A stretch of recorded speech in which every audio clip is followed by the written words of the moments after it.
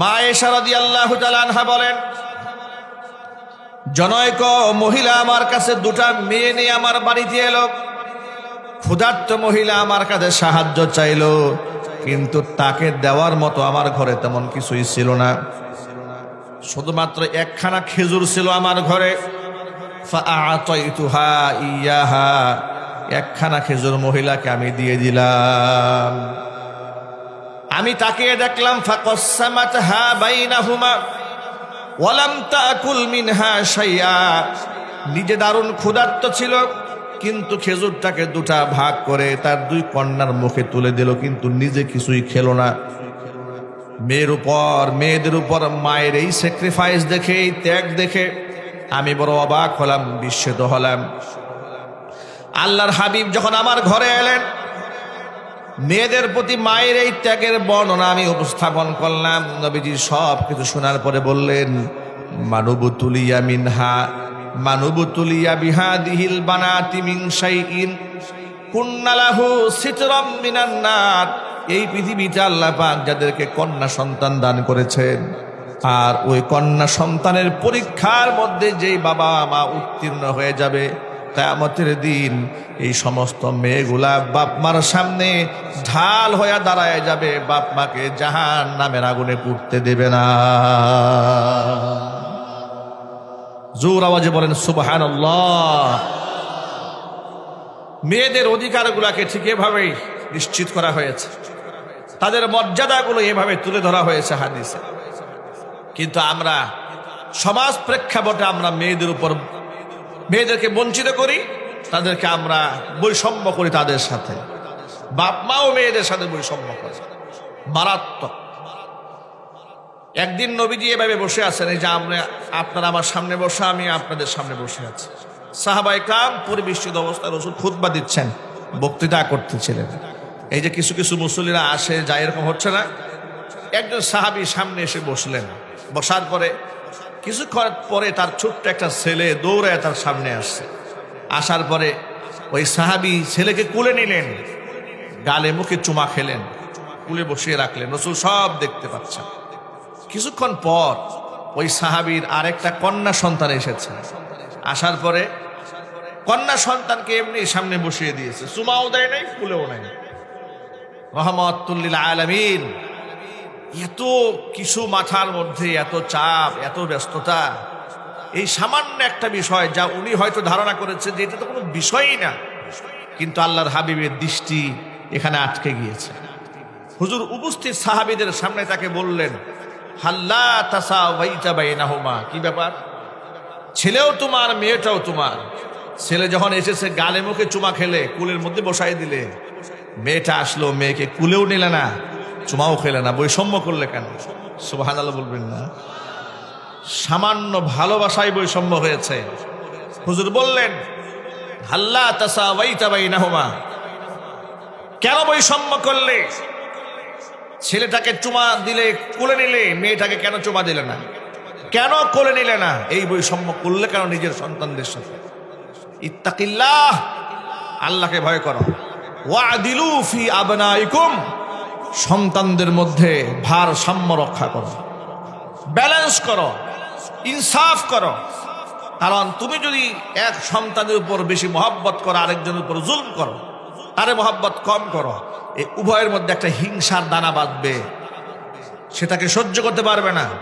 সে মনে মনে ভাববে, ওকে তো বাবা একটু বেশি আদর স্নেহ করে, মহব্বত করে। তখন আপনি কিন্তু আসামির কাঠগড়ায় দাঁড়িয়ে যাবেন। সুতরাং সাবধান।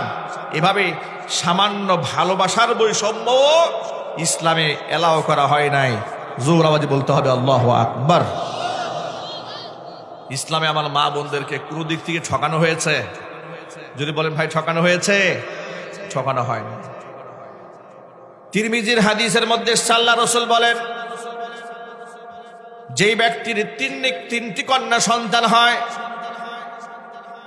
ওই তিন কন্যার বাবা আর আমি মুহাম্মদ সাল্লাল্লাহু আলাইহি ওয়াসাল্লাম জান্নাতের মধ্যে এই রকম পাশাপাশি অবস্থান করব।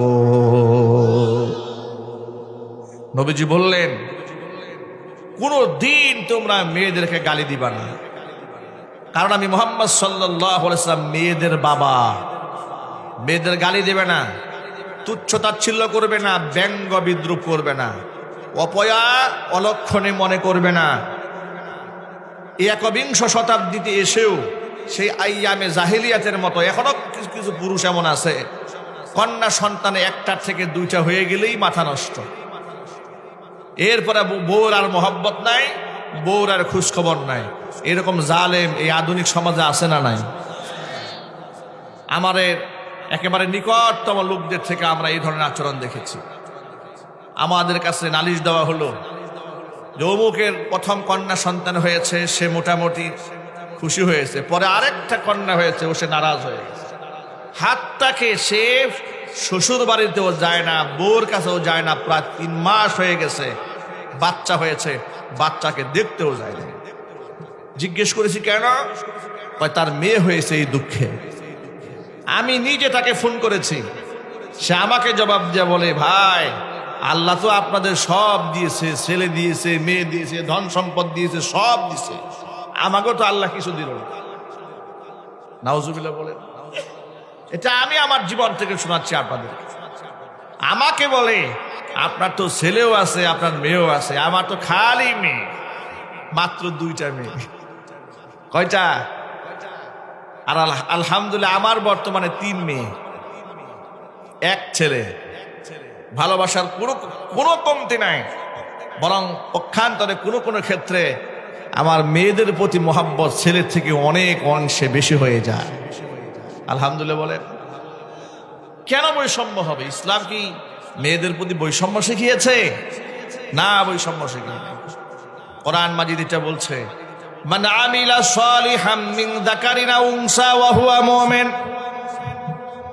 ঈমানের সাথে যদি কেউ ভালো কাজ করে, ফালানুহিয়ান্নাহু হায়াতান তাইয়্যিবা, সে নারী হোক আর পুরুষ হোক, আমি 2টা নিয়ামত তাকে দান করব, একটা দেব দুনিয়াতে, আর একটা দেব আখিরাতে। দুনিয়ার নিয়ামত হচ্ছে আমি তাকে উত্তম জিন্দেগি উপহার দেব, পরকালের বিনিময় হচ্ছে ওয়ালানাজজিয়ান্নাহুম আজরাহুম বিআহসানি মা কানু ইয়ামালুন। যত প্রকার নিম্নমানের ভালো কাজ করেছে, মধ্যম পর্যায়ের ভালো কাজ করেছে, উৎকৃষ্ট মানের ভালো কাজ করেছে, আমলের তারতম্য মিটাই দিয়া সমস্ত আমলগুলাকে ফার্স্ট ক্লাসের মানে উন্নীত করে আমি বান্দাকে জান্নাতের নাজ নিয়ামত দিয়ে দেব। জোরে বলেন সুবহানাল্লাহ। সুতরাং আমাদের যাদের মেয়ে আছে, আমাদের মনে কি কোনো কষ্ট আছে ভাই? এখানে মেয়ে আছে কার কার? হাত দেখি তো, আমি একটু ভালো করে উঁচা করেন, খুশির ঠেলায় উঁচা করবেন। মেয়ে নিয়ে কি আপনারা খুশি না নারাজ? বেশি খুশি কারা? হাত দেখি তো, বেশি খুশি। যেমন আমি খুব বেশি খুশি, 2 হাত তুলছি। আলহামদুলিল্লাহ বলেন। আলহামদুলিল্লাহ। চা দিও তো। নবী করিম সাল্লাল্লাহু আলাইহি ওয়াসাল্লাম বলেছেন যে সংসারে প্রথম কন্যা সন্তান হয়, আল্লাহ রহমতের দরজা ওই ঘরের জন্য আল্লাহ উন্মুক্ত করে দেয়। ওই সংসারে আল্লাহর রহমতের দ্বার উন্মোচন হয়ে যায় যে ঘরে কন্যা সন্তান হয়। তবে কন্যা সন্তানের বাবা মা যেহেতু কিয়ামতে অনেক বড় বিনিময় পাবে, আবার কন্যা সন্তান হলে দায় দায়িত্বও আছে, আছে না ভাই? এক্সট্রা দায় দায়িত্ব আছে। একটা ছেলে বালেগ হওয়া পর্যন্ত শরীয়তের দৃষ্টিতে বাপ মার উপর দায়িত্ব থাকে। এরপরে বাপ মা যদি ছেলে দায় দায়িত্ব পালন করে, এটা হচ্ছে ছেলে সন্তানের উপর বাপ মার ইহসান। কিন্তু শরীয়তের দৃষ্টিতে একটা মেয়ে শুধু বালেগা হলেই বাপ মার উপর দায়িত্ব শেষ হয়ে যায় না। এই মেয়েটিকে সৎপাত্রস্থ করে রাখ পর্যন্ত মেয়ের উপর বাপ মার দায়বদ্ধতা শেষ হয় না। সুবহানাল্লাহ। আমি তো মনে করি ইসলাম তো নারীদেরকে দিয়েছে রানীর মর্যাদা। জন্মসূত্র থেকে শুরু করে একেবারে মৃত্যু পর্যন্ত কিসের মর্যাদা দেওয়া হয়েছে? রানীর মর্যাদা দেওয়া হয়েছে। নারীকে কোনো ক্ষেত্রে ইসলামে ছোট করা হয় নাই, কোনো একটি জায়গায় না। জন্মসূত্রে অধিকারকে নিশ্চিত করা হয়েছে, সম্মান দেওয়া হয়েছে। পৃথিবীর একটা হাদিসও আপনি খুঁজে পাবেন না যে ঘরের মধ্যে প্রথম পুত্র সন্তান হয়, সেই ঘরে আল্লাহর রহমত বেশি। পৃথিবীর কোনো হাদিস নাই, কিন্তু রাসূল পাক সাল্লাল্লাহু আলাইহি ওয়াসাল্লাম বলেছেন যে ঘরে প্রথম কন্যা সন্তান হয়, আল্লাহ পাকের রহমতের দুয়ার ওই ঘরের জন্য উন্মুক্ত হয়ে যায়। পৃথিবীর কোন হাদিসে এমন হয় নাই। হুজুর বলেন মানুবতুলিয়া বিহাদিহিল বানাতি মিন শাইইন, এই মেয়েদেরকে দ্বারা যারা পরীক্ষিত হয়েছে, শাব্দিক অর্থ ভাবার্থ হচ্ছে যাদের কন্যা সন্তান আছে, এই কন্যা সন্তানের পরীক্ষা যদি পাশ করে, ওরা কিয়ামতের দিন হিজাব হয়ে, আড়াল হয়ে, ঢাল হয়ে দাঁড়ায় যাবে। একটা হাদিসও আমি পেলাম না বা কেউ পাবে না যে পুত্র সন্তান ঢাল হয়ে দাঁড়ায় যাবে, আলাদা করে বলা হয় না। কিন্তু মেয়েদের ব্যাপারে আলাদা করে বলা হয়েছে। জোরে বলতে হবে সুবহানাল্লাহ। এই জন্য আল্লাহ তাআলা যেন আমার মেয়েদেরকে নেক হায়াত দ্বারা, জোরে বলেন আমিন। তবে এক্ষেত্রে আমাদের দায়বদ্ধতা আছে, আমাদের দায়িত্ব আছে অনেক বেশি। মেয়ের বাবা শুধু হলেই চলবে না, অনেক দায়িত্ব আছে। আল্লাহ রাসূল বলেছেন আলা কুল্লুকুম রাইন ওয়া কুল্লুকুম মাসউলুন আন রাইয়াতিহি, জেনে রেখো প্রত্যেকেই কিন্তু দায়িত্বশীল, আর আপন আপন দায়িত্বের ব্যাপারে সকলকে আল্লাহর আদালতে জবাবদিহিতার কাঠগড়ায় দাঁড়াতে হবে। স্বামীকে দাঁড়াতে হবে তার স্ত্রী কন্যাদের দায়িত্বের ব্যাপারে, ইমামকে দাঁড়াতে হবে মুক্তাদিদের ব্যাপারে, বক্তাকে দাঁড়াতে হবে শ্রোতাদের ব্যাপারে, রাষ্ট্রপ্রধানকে দাঁড়াতে হবে দেশের নাগরিকদের ব্যাপারে, অনুরূপভাবে স্বামীকে স্ত্রীর ব্যাপারে, বাবাকে তার সন্তানদের ব্যাপারে আল্লাহর আদালতে জবাবদিহিতা করতে হবে। অনেক বাবা মা আছে মেয়েদেরকে দিন শেখায় না, ধর্ম শেখায় না, ইসলাম শেখায় না, পর্দা শেখায় না, জান্নাত জাহান্নাম শেখায় না। স্মার্ট বানায়া অল্প বয়সে মেয়েদেরকে জিন্সের প্যান্ট কিনে দেয়, টি শার্ট কিনে দেয়। আছে না নাই? শুধুমাত্র খাস মহলে নাই। ঈদের সময় খুশি হয়ে মেয়ের জন্য জিন্সের প্যান্ট নিয়ে আসছে কিনে, কি নাই? যদি বলে না ভাই নাই। বিয়ের অনুষ্ঠানে সেজে গুজে এমন সাজা সাজছে, আহারে সাজা,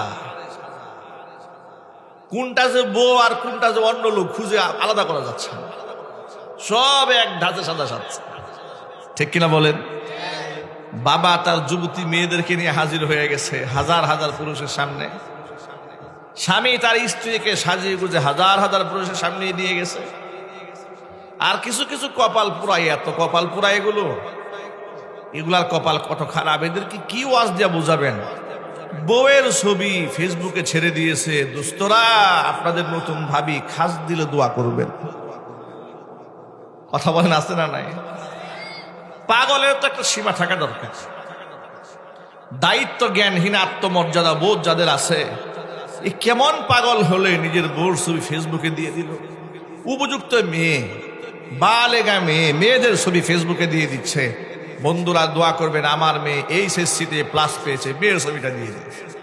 আর এই পাগল, আপনি যে ফেসবুকে আপনার মেয়েটার ছবি দিলেন, হাজার হাজার মানুষ দেখতে পাচ্ছে। যুক্তি তর্কের খাতিরে আমি আপনার সাথে মেনে নিলাম, যারা দেখতেছে তারা খুব সুনজরে দেখতেছে, কিন্তু আপনি কি কনফার্ম হতে পারবেন 100 মানুষের মধ্যে 100 মানুষের নজর ভালো? একটু জোরে বলেন ভাই। নজর খারাপ লোক নাই পৃথিবীতে? কিছুদিন আগে আপনারা যারা সচেতন মহল খবর পেয়েছেন, কক্সবাজারে এক পাগলির গর্ভে বাচ্চা, পাগলি, বাবা খুঁজে পাওয়া যাচ্ছে না। মানুষ কত নিকৃষ্ট জানোয়ার হয় একটু আন্দাজ করেন তো। যদি পাগলিকে সুযোগ পেলে যারা ধর্ষণ করে, যে জাতি এত নিকৃষ্ট হায়ানা হতে পারে, পাগলির গর্ভে বাচ্চা দিয়ে উধাও হতে পারে, এমন হিংস্র নষ্ট সমাজের মধ্যে যে আপনি আপনার মেয়েটা ছবি ছেড়ে দিলেন, আপনার বউয়ের ছবি ছাড়লেন, এরা যদি সুযোগ পায় তাহলে আপনার বউ মেয়ের সাথে কি আচরণ করবে? আপনি তাকে তার চোখের জেনা করার সুযোগ দিয়েছেন, আপনি তার মনের জেনা করার সুযোগ দিয়েছেন, আপনি তার শারীরিক জেনা করার পরিবেশ তৈরি করে দিয়েছেন। কথা শুনতে কষ্ট লাগছে, বাস্তব তো এটাই। যুবতী মেয়েকে প্রাইভেট পড়াবার জন্য যুবক ছেলে রেডি করছে বাপ মা, এক রুমের মধ্যে বসিয়ে দিয়ে বিশ্ববিদ্যালয়ের পড়ুয়া ছেলের হাতে মেয়েটাকে উঠাই দিয়ে বলতেছে, বাবা আমার মেয়েটার দিকে ভালো করে একটু দেখে শুনে রাখো। এরকম নাই বেআকল নাই, এরকম অভাব নাই, বাস বাড়িতে বাড়িতে আছে, এখন অ্যাভেলেবল আছে। অথচ আল্লাহর নবী সাল্লাল্লাহু আলাইহি ওয়াসাল্লাম এই ব্যাপারে কত কঠোর ভাষা ব্যবহার করেছেন। আল্লাহর হাবিব বলেন, লা ইয়াখলুওয়ান্না রাজুলুম বিইমরাতিন ইল্লা সালিসুহুমা শাইতান। কোন একটা ঘরের মধ্যে যদি একটা নারী আর পুরুষ একাকিত্বে বসে, বেগানা নারী পুরুষ, হোক সে রুমে হোক, হোক সে বাড়ির বাহিরে হোক, হোক সে পার্কে হোক, হোক সে সিনেমায় হোক, যেখানে হোক না কেন, যেখানে বসবে তারা দুইজন আর দুইজন থাকবে না। ইল্লা সালিসুহুমা শাইতান, তাদের মাঝখানে তৃতীয় পক্ষ আরেকজন ঢুকবে। কে ঢুকবে? ওয়াজ তো ভালোই বুঝেন, মাশাআল্লাহ। দুইজন জীবনেও থাকবে না। কয়জন হয়ে যাবে? তিনজন হয়ে যাবে। তৃতীয় পক্ষের কাজটা কি? ছাগলের 3 নম্বর বাচ্চার কাজটা কি? ওর কাজ হচ্ছে এই দুইজনের মধ্যে যতক্ষণ পর্যন্ত অবৈধ মেলামেশা সম্পাদিত না করবে ততক্ষণ পর্যন্ত পিছু ছাড়বে না, লেগেই থাকবে পেছনে। এমন লোভ লালসা দেখাবে, মেয়েটা মনে করবে ও আমার জান, ও আমার প্রাণ, এর জন্য আমি সব করতে রাজি আছি। কেমন শয়তানের ধোঁকায় পড়লে 3 বাচ্চার মা পালায় গেছে 21 বছরের ছেলের সাথে, ঠিক কিনা বলেন? 4 বাচ্চার মা 3-4টা সন্তান ফেলে দিয়ে ইয়াং এক যুবকের সাথে পালিয়ে গেছে। এখন ওই যুবক তার বিবাহ করে না, এখন উনি অনশন ধর্মঘট পালন করছে। ছেলের বাড়ি থেকে না খায় কান্নাকাটি শুরু করেছে, আহারে আমার বিবাহের প্রলোভন দিয়েছে, আমার এই কুলো নাই, আমার ওই কুলো নাই। আপনি তো কুল হারানো মাত্র শুরু করেছেন। বলেন, এই কুলে তো আপনার পাশে সাংবাদিক দাঁড়িয়েছে, কিন্তু সেই কালে হবেটা কি? কে দাঁড়াবে আপনার পাশে? সুতরাং যুবকেরা, মায়েরা, বোনেরা, আমরা যারা বাবা আছি, আমরা যারা বড় ভাই আছি, আমরা যারা গার্জিয়ান আছি, আমাদের কিন্তু বিরাট দায়িত্ব আছে।